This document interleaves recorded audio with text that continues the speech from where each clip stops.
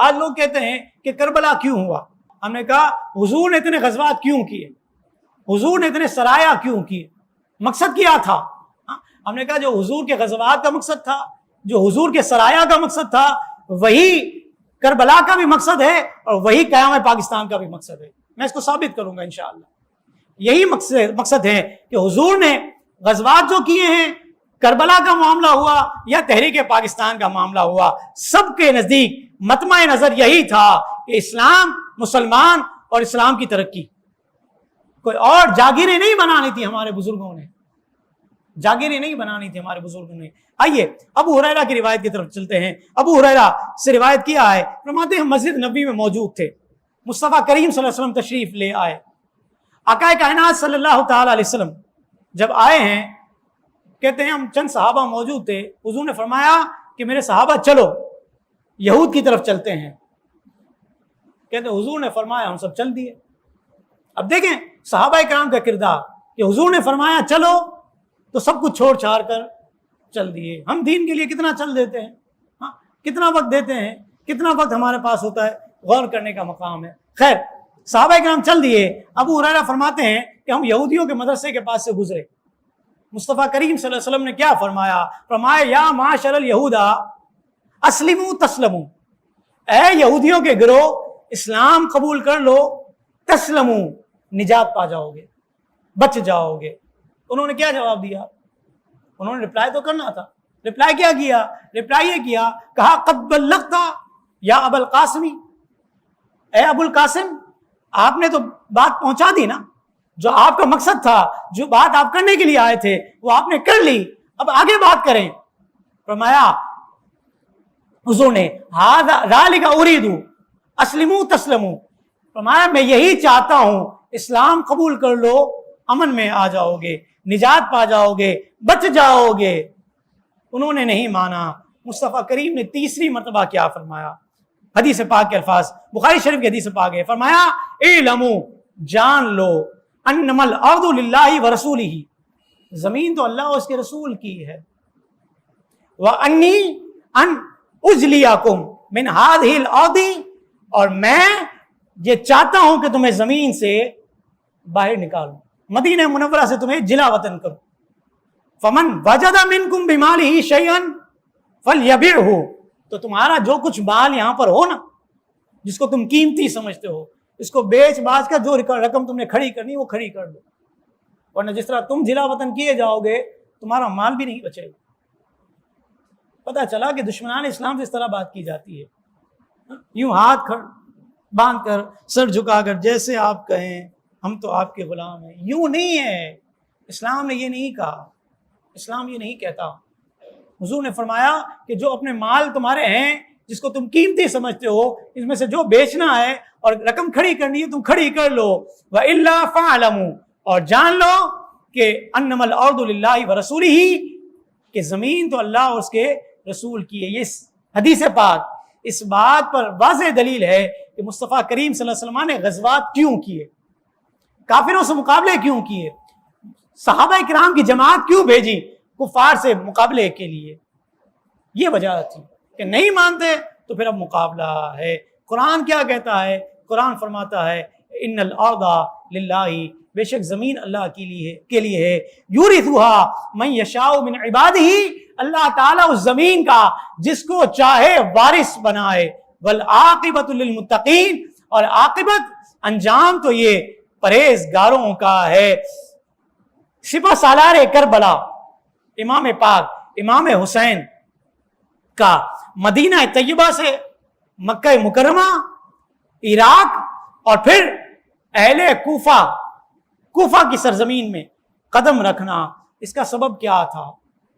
امام عالی مقام فرماتے ہیں جب صحابہ کرام میں سے بعض نے آپ کو فرمایا کہ اے امیر المومنین، اے امام حسین نواسہ رسول، آپ ان کوفہ والوں کی پرواہ نہ کریں، آپ یہ کہتے ہو کہ 150 خطوط انہوں نے بھیجے ہیں تو کوفے والے قابل وفا نہیں، وفادار نہیں ہیں، ان کی بات پر بھروسہ نہیں کرنا چاہیے، تو آپ جو ہے سفر نہ کریں۔ ایسا نہ ہو کہ یہ آپ کے ساتھ بھی بے وفائی کریں، کیونکہ اس سے پہلے بھی انہوں نے بے وفائی کی ہے، ان کی بے وفائی مشہور ہے۔ کوفی لا یوفی کا جملہ اہل عرب اور علماء جانتے ہیں، کوفے والوں میں وفا نہیں ہے، تو آپ وفاداری کو ان کی لے کر یہ نہ سمجھیں کہ 150 خطوط آئے ہیں تو آپ کے ساتھ بڑی وفا کریں گے، آپ نہ جائیں۔ لیکن امام علی مقام امام حسین نے کیا فرمایا؟ امام حسین نے فرمایا کہ انہوں نے مجھے 150 خطوط کے ذریعے بلایا ہے، متواتر خطوط آتے رہے ہیں، اور میں یہ بات دیکھ رہا ہوں، غور کر رہا ہوں کہ اگر میں نہ جاؤں اور کل بروز قیامت رب العالمین کی بارگاہ میں یہ کھڑے ہو جائیں کہ یزید نے ہم سے بیعت طلب کی تھی اور ہم کمزور تھے، ہم میں طاقت نہیں تھی، نہ تو ہم زبان سے روک سکتے تھے، نہ ہم ہاتھ سے روک سکتے تھے، ہم مجبور تھے، ہم نے نواسہ رسول امام حسین کو بلاوا بھیجا تھا، وہ ہماری دعوت پر آئے نہیں، ہمیں مجبور ہو کر یزید کے ہاتھوں پر بیعت کرنی پڑی۔ یہ مطمع نظر تھا امام علی مقام امام حسین کا، یہ مطمع نظر تھا، تاکہ کل بروز قیامت امام پاک کے بارے میں یہ بات نہ کہی جائے کہ امام پاک نے خطوط کی پرواہ نہیں کی اور جو ہے ان کے بلانے پر تشریف نہ لے گئے، حالانکہ قرائن پہلے بنائے گئے، امام مسلم بن عقیل کو بھیجا گیا کہ چلیں وہ جا کر دیکھیں حالات کیا ہیں، وہ گئے، وہاں پر حالات بڑے سازگار تھے، اس وقت تک حالات سازگار تھے، انہوں نے چٹھی لکھ بھیجی کہ آپ آ جائیں یہاں پر، حالات اچھے ہیں، یہ لوگ ایک رات میں مجھ سے بیعت کر رہے ہیں، تو جب آپ آئیں گے تو آپ پر جان ضرور نچھاور کریں گے، لہٰذا آپ اس بات سے خوف نہ کریں کہ کوفے والے وفا نہیں کرتے، آپ آ جائیں۔ چنانچہ آپ کے پاس وہ چٹھی پہنچ گئی اور آپ جو ہے وہ وہاں سے نکلے۔ تو یہ مطمع نظر تھا امام علی مقام امام حسین کا۔ اس موقع پر امام علی مقام امام حسین نے خطبہ دیا، جس کو امام جریر طبری نے تاریخ طبری میں نقل کیا، میں اردو میں ہی پڑھ کر سناتا ہوں کیونکہ میرا ابھی لیکچر کافی ہے۔ امام جریر طبری نے امام علی مقام امام حسین کا خطبہ جو نقل کیا، اس کے جو اہم الفاظ ہیں وہ کیا ہیں؟ فرمایا جو شخص ظالم بادشاہ کو دیکھے، ظالم جابر بادشاہ کو دیکھے، کیا کرتے دیکھے؟ فرمایا اس طور پر دیکھے کہ وہ اللہ تعالیٰ کے حرام کو حلال کرتا ہے۔ یزید کے دور میں کیا ہوا؟ ماں بہنوں بیٹیوں کے ساتھ نکاح جو ہے جائز قرار دیے گئے، خانہ کعبہ کے غلاف کو جلایا گیا، ممبر رسول پر گھوڑے باندھے گئے، گھوڑوں نے مسجد نبی میں لیت کی، مدینہ منورہ اور مکہ مکرمہ کی حرمت کو پامال کیا گیا۔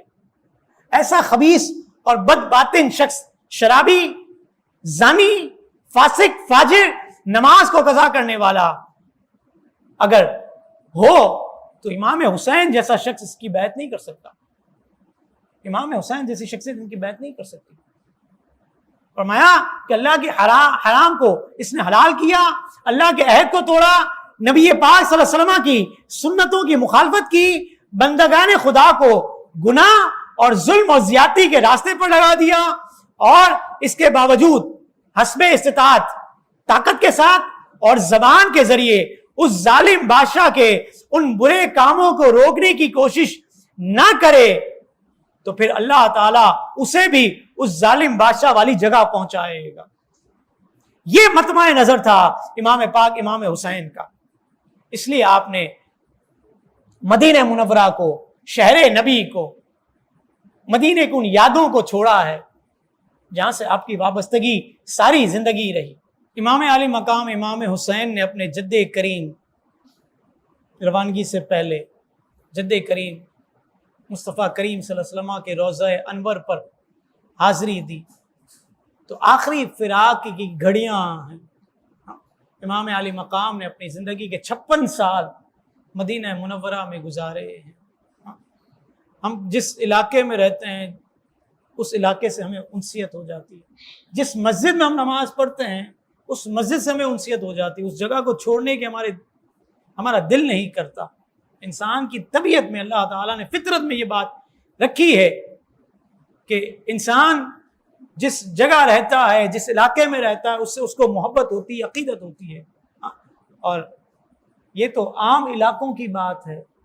شہر نبی ہو، مصطفیٰ کریم کا روضہ ہو، وہ جگہ کہ جہاں پر ایک لمحہ گزارنے کے لیے عاشق لاکھوں خرچ کر کے طویل سفر طے کر کے آتے ہوں، چند سانسیں وہاں پر گزار لینا اپنے لیے سعادت اخروی اور دنیاوی کا ذریعہ سمجھتے ہو، اس مقام پر 56 سال امام علی مقام امام حسین نے گزارے ہیں. اور اب دین کی سربلندی کے لیے،